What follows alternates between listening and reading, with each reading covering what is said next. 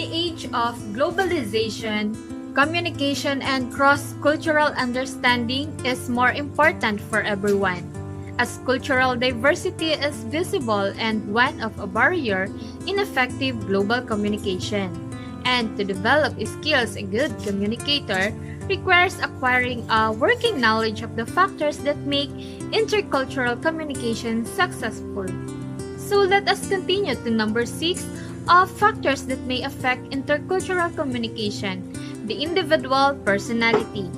But before we proceed to our topic and discussions, I would like to introduce myself. My name is Liberty H. Delavino, your first reporter from Group 2. Individual identity is a factor that is number 6 that impacts cross-cultural communication.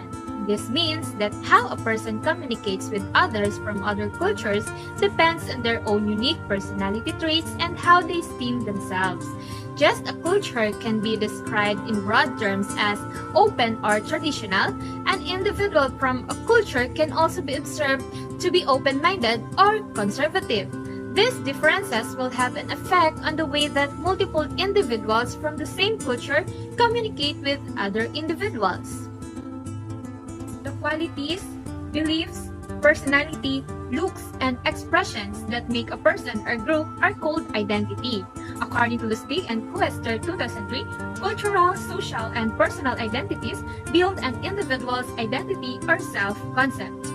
So, in order to define our personal identity, we should answer these questions. Who are you? What shapes who you are? And why are you the way you are? There are many different factors that contribute to one's identity, including family, culture, friends, education, and surrounding environment. First, let us define culture. Culture may influence a person's sense of responsibilities, ethics and morals, interests, and many other aspects of life. When it comes to the iceberg of culture, the way we think will influence the way we behave. The top of water, which is visible, includes music, pace of life, language, food, population, and etc. The underneath, or the invisible, consists of tolerance of change, rule of family, comfort with risk, what motivates people in daily life, and etc.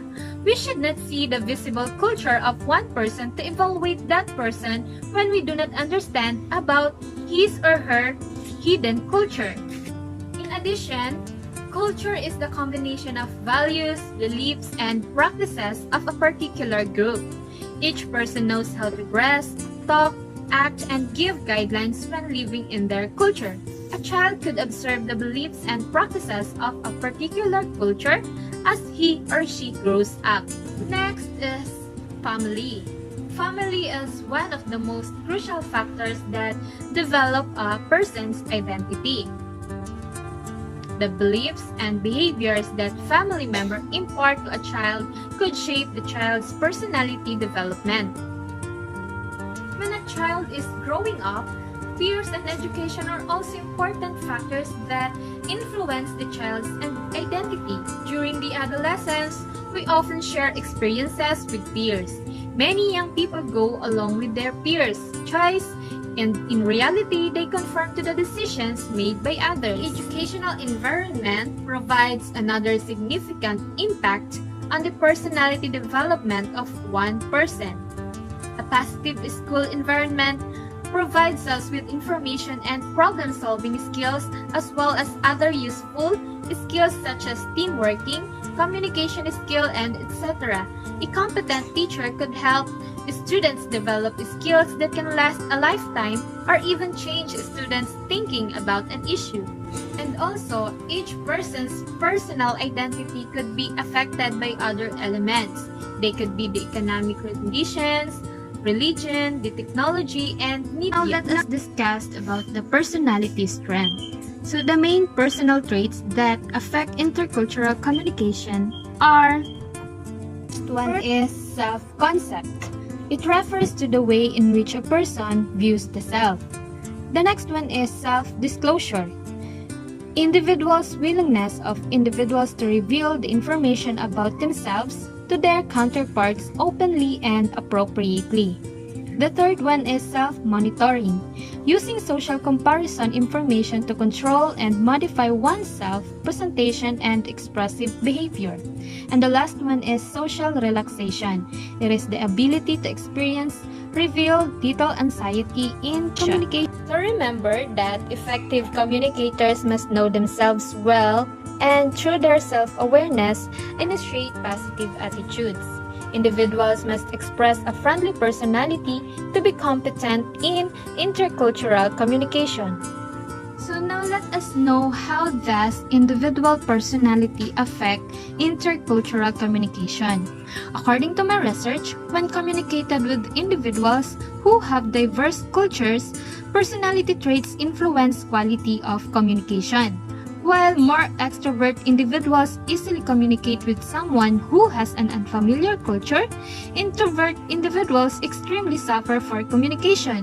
That is why it is very essential that communication in an intercultural settings required an open-minded attribute, knowledgeable in different cultures, and careful to every words we speak because we have no idea what kind of personality that person does he/she have.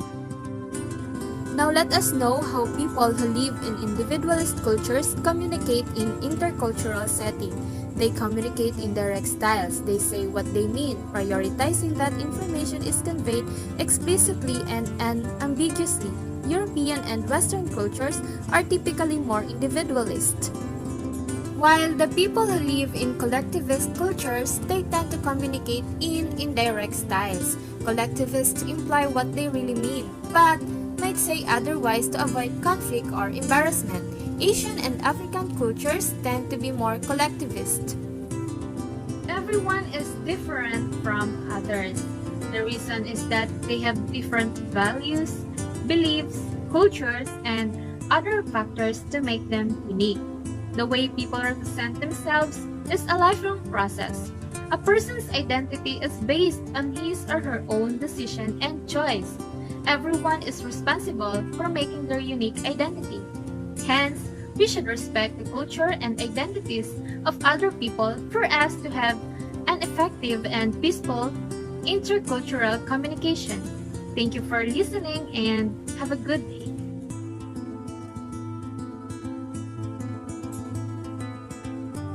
Good day, everyone. My name is Regina Carla M. Katipan, and today I will be discussing with you what is proxemics. So, what is proxemics? When we say proxemics, it is a form of a nonverbal communication or body language in which messages are conveyed from one person to another by the changing space that separates them during a conversation. Proxemics is the study of space and how we use it, how it makes us feel more or less comfortable, and how we arrange objects and ourselves in relation to space. Also, proxemics includes touch, body movements, and also our personal space bubble. According to Merriam-Webster, proxemics is defined as the study of the nature, degree, and effect of the spatial separation individuals naturally maintain, and how the separation relates to environmental and cultural factors. Just like, for example, if someone were sharing a personal secret with a very close friend, their proxemics would be different than if they were attending a lecture at school. A person would not be standing within a few inches of a professor while he is giving the lecture. These proxemics communicate that one person is intimately close to their friend and values a professor's space as a public speaker. Another example is if someone were standing in a crowd at the front of the stage in a concert, they might be practically touching those around them. And if a person becomes uncomfortable with this level of closeness with the strangers, they could choose to walk further from the crowd and watch the stage from a different spot in the venue that might allow them to have a little bit more breathing room. And these are all common examples of proxemics. And that's all. Thank you for listening. Good afternoon, everyone. I am Trisha Maybe Carmen, and our topic for today is all about clothing and physical appearance. So, when we say clothing and physical appearance, it refers to how people present themselves and how they dress up. So, as what you can see, this person is wearing a yellow dress. However, in fashion, studies dress refers to much more than the composition of an object, such as this yellow garment. Dress, dress is intentional and unintentional modification of appearance. What people do to their bodies to maintain, manage, and alter appearance. So, this includes the objects worn on or around the body, modifications to the body, for example, or the plastic surgeries. So, dressing is the behavior related to dress or actions related to how one appears. So, clothing is an example of an object worn on or around the body and refers to three-dimensional objects that enclose and envelop the body in some way. So, they may be wrapped around the body, suspended from the body, fitted to the body, pre-shaped to the body. So other examples of dress objects include accessories and other objects worn on the body such as braces attached to the feet. Modifications are also a part of dress. These might include additions or reductions to the actual body, such as losing weight or hair extensions. Modifications also involve changing hair color, clipping nails, tanning, and straightening of teeth by wearing braces. So the individuals in this image are wearing different dress objects, including a blazer, shorts, sneakers, and jewelry. Wearing perfume, showering, and having hair implants completed are also examples of modifications.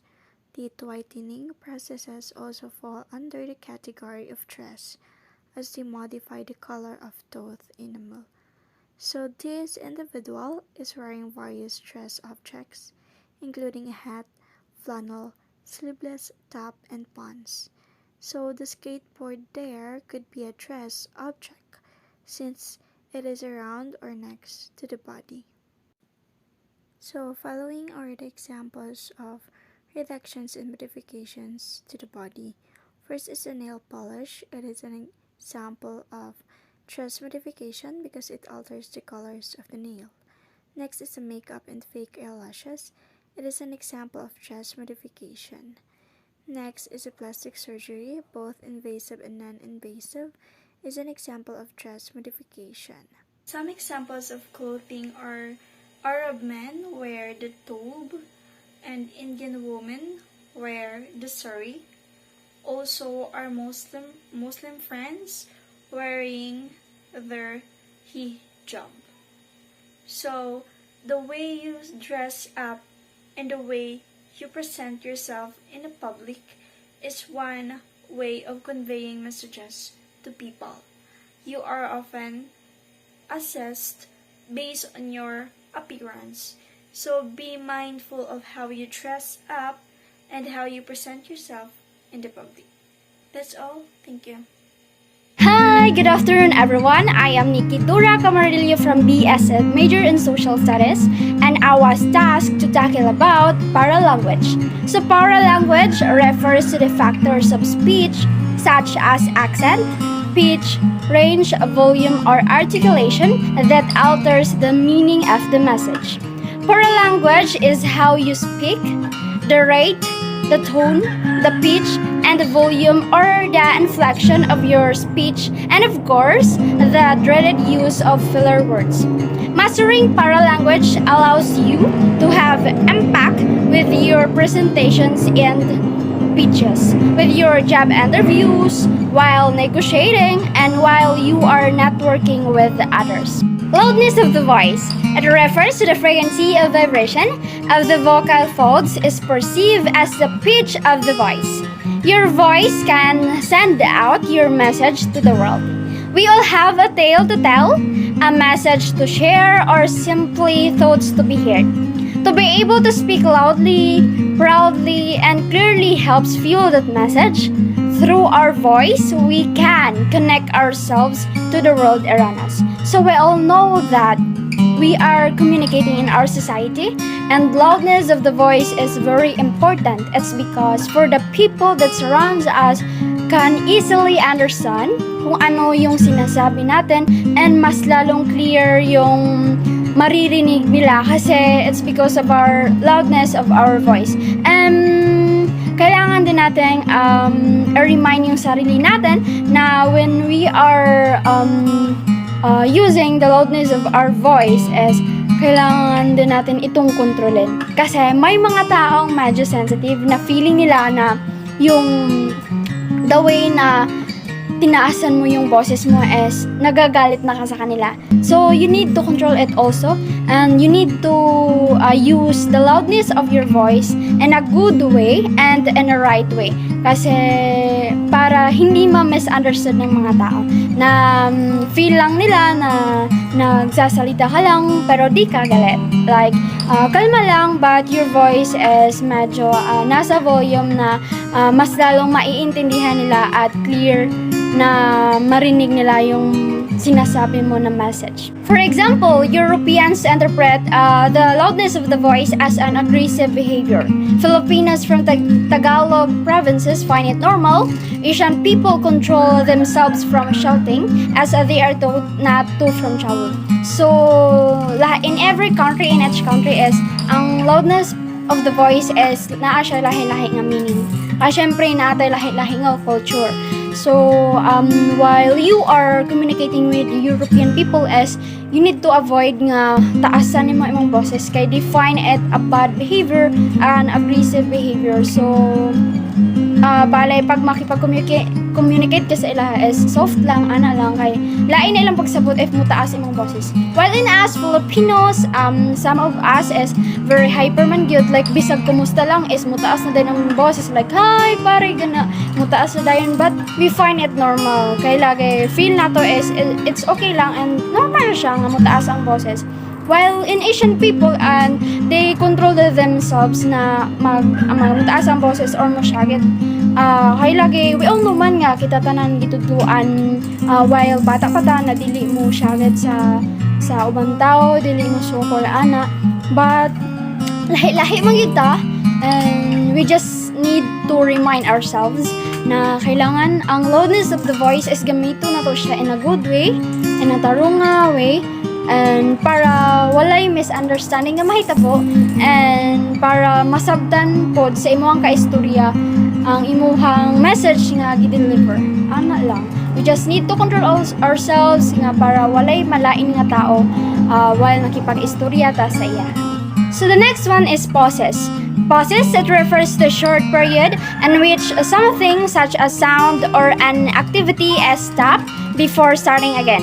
Pausing also signals to the audience that a new thought or idea is coming and allows them time to ready themselves to receive it. A pause relaxes your thoughts and body, which will help your conversation to be more meaningful and more fruitful. For example, Japanese use a lot of pauses when they converse. Arabs and Americans are not comfortable with silence. So, lahi-lahi gyud no?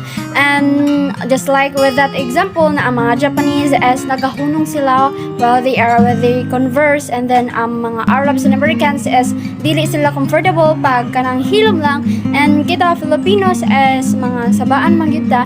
A pause also is a very important kay in order for your mind na magpahulay and para ang imong gusto istorya is ma-construct nimo siya og tarong, and because of that ma-deliver nimo imong message sa imong kaistorya na sabotable lang siya and very clear kaayo kay tungod nag-post ka kadali and construct sa nimo daan imong istorya and before siya i-deliver sa imong katok. The next one is the vocal characterizations. It's like crying, whining, yelling, and etc. that change the meaning of the message. Voice quality contributes greatly to the expressiveness of human speech and signals to the listener not only information about such strong emotions but also about milder states which we might characterize as feelings, modes, and general states of being. In some culture, giggling is taken as a bad gesture. So an example and a vocal characterization is that in England, people use volume to project anger. In India, people use volume to get attention. In Japanese, women use high pitch in their voice to distinguish themselves from men. In America, voice pitch between genders is not an issue.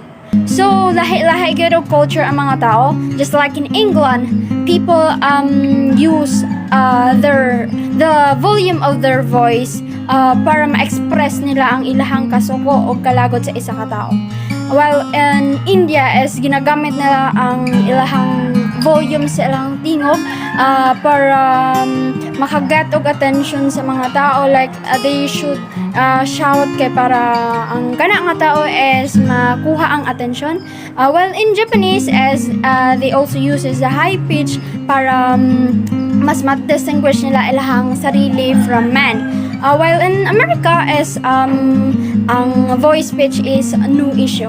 While in here in Philippines is ang vocal characterization is bali murag sago siya pag mo syagit ka is naaray daghan kay siya meaning. Nasuko ba ka? Gisapot ka or either nanugo ka or gikuha sad nimo ang attention sa isa ka tao. Sadyang lahi-lahi lang yun and naadyoy lahi-lahi nga meaning in each country. Silence can also be considered a type of paralanguage. When in Greece, silence would mean you are refusing something.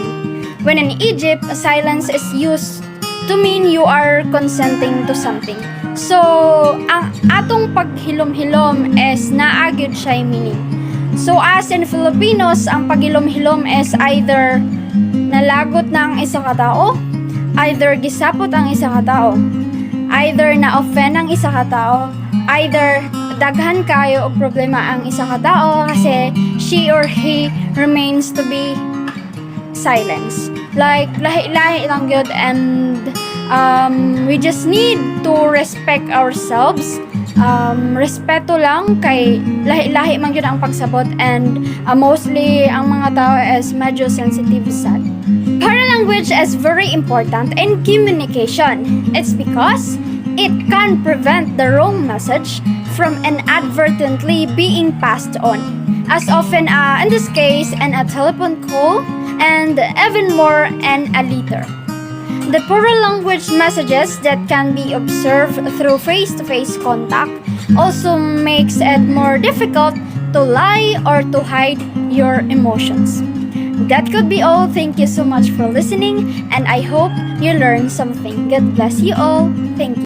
Good day everyone, I'm Mary Dayan Kabanig and for today's video, we will tackle about our assigned topic, facial expressions and eye contact. So I will be the one to discuss the eye contact and Miss Cartagena will discuss facial expressions. Now, to start our topic, what is facial expressions? Facial expressions refer to how we move our facial muscles to send messages. For example, eye contact. Some are blue and some are green. Some are hazel while others are brown. That's right, the subject is eyes. But more importantly than the color of someone's eyes is what their eyes are saying. They not only see for us, but they also communicate with us. A person can communicate with their eyes without saying a single word.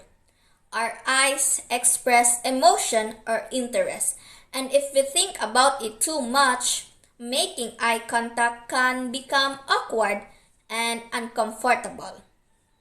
Since eye contact is associated with so many life skills, It is critical that our youth practice and learn about eye contact as a communication skill. Consider using eye contact to demonstrate empathy, concern for others, manage emotions, or aid communication for a moment. All of these are life skills that young people will develop as they grow into successful adults. Now, let's dig deeper. Eye contact during a conversation is vital. It shows attentiveness and interest in what is being said. Eye contact is similar to a conversation. It goes back and forth between those individuals who are engaged in a discussion, dialogue, or chat. Since the visual sense is dominant for most people, eye contact is an special important type of non-verbal communication. The way you look at someone can communicate many things, including interest, affection, hostility, or attraction. Eye contact is also important in maintaining the flow of conversation and for gauging the other person's interest and response. In Western countries like Australia, Canada, United States, and Switzerland, it is appropriate to maintain eye contact during conversations. Western interpret eye contact as a confidence, a show of interest and honesty. In Eastern countries like China, Japan, Taiwan, and Korea, maintaining eye contact during conversations is considered disrespectful if people involved in the conversation are of different positions. When women make eye contact with men, it is interpreted as showing power or sexual interest. And that's it for my topic. Thank you for listening and I hope you learned something. Good morning, everyone. My name is Nina Cartagena, and today we're gonna talk about facial expressions. According to Wikipedia, a facial expression is a one or more motions or position of the one muscle beneath the skin of the face. According to one set of controversial theories, these movements convey the emotional states of an individual to observes. Facial expressions are a form of nonverbal. Facial expressions refer to the way you pull or contract your face muscle to send messages. The degree of facial expressions you have is determined by your culture. In United States, people are not stiff in showing their emotions in Asia's countries. On the other hand, people are taught to show less facial expression. Similar facial expression may have different meanings from different cultures, but facial expression for happiness, sadness, anger, and fear are the same all around the world. In Latin America, winking is interpreted as sending a romantic or sexual invitation. In Yoruba, people in Nigeria, winking at their children would signify that the children need to leave the room.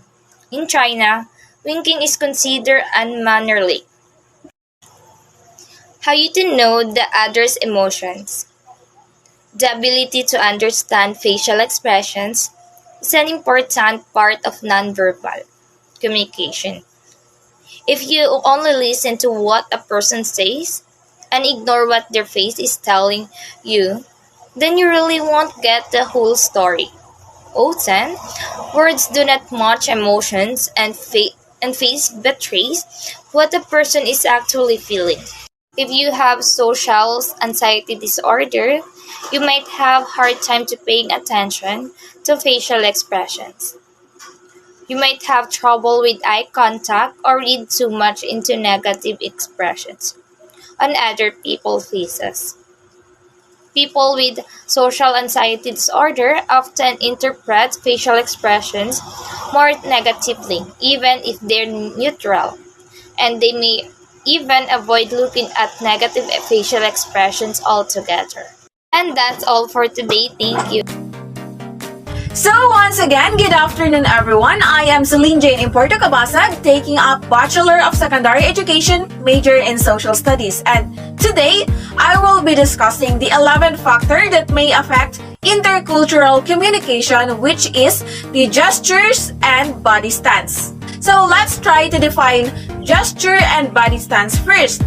Gestures and body stance refer to the body movement you use to send a message.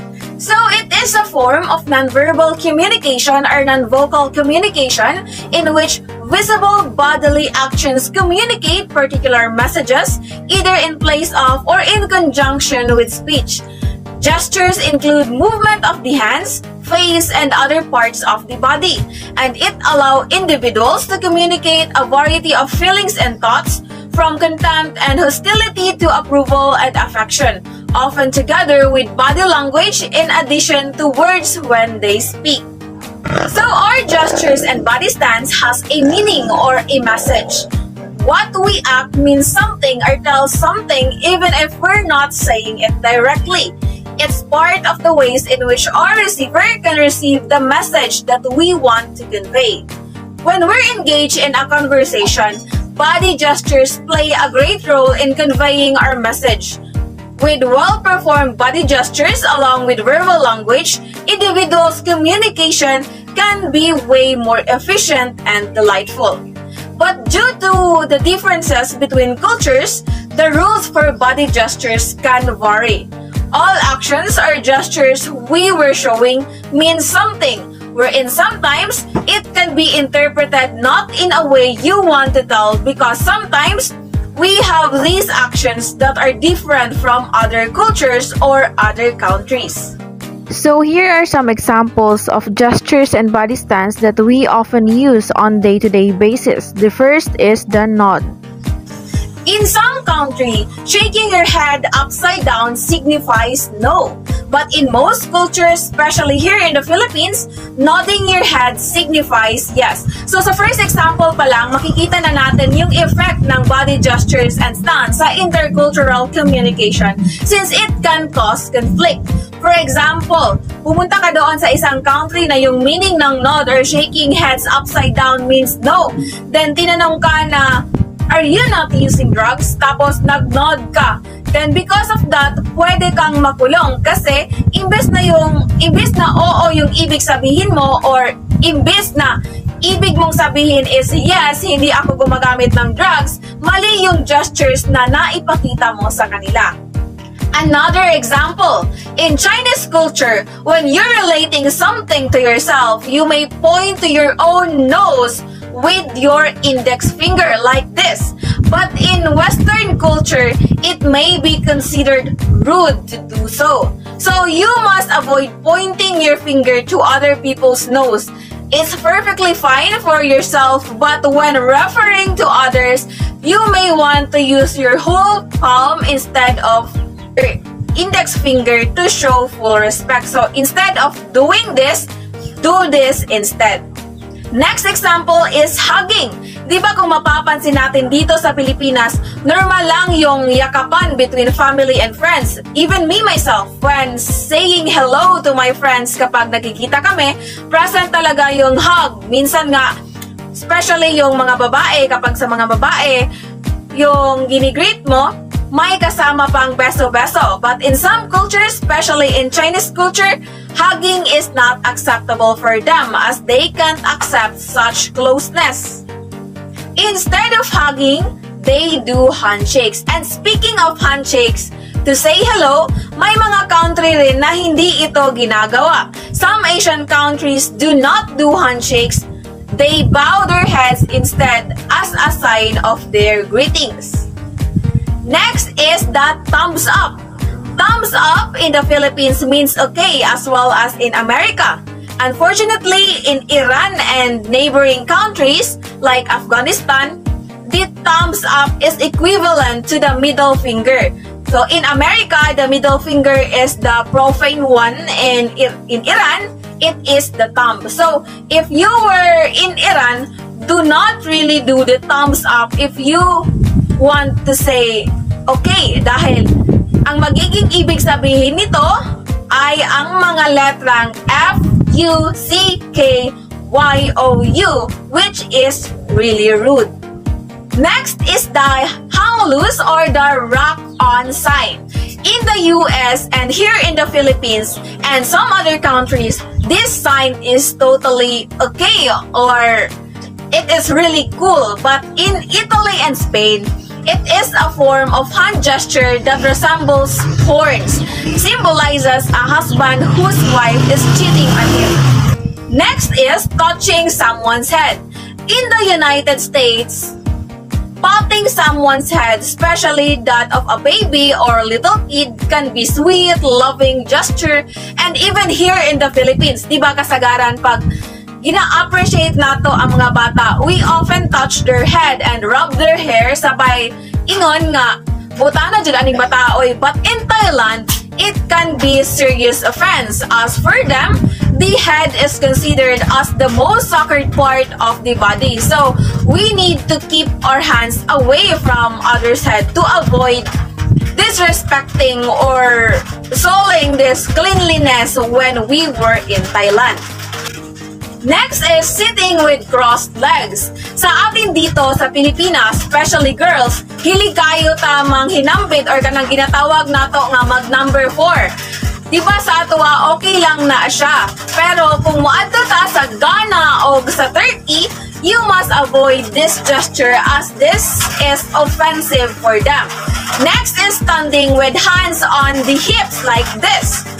In the US, that means being proud, but in other countries like in Argentina, it means nga nangita ka og gubot. So kung naa ka sa Argentina, then ang hinawa ka, tapos kung naay mo kalit ni mo panumbang dira, then dili na lang ka matingala kay para sa ilaha, nangita ka og gubot and they're just giving you what you want.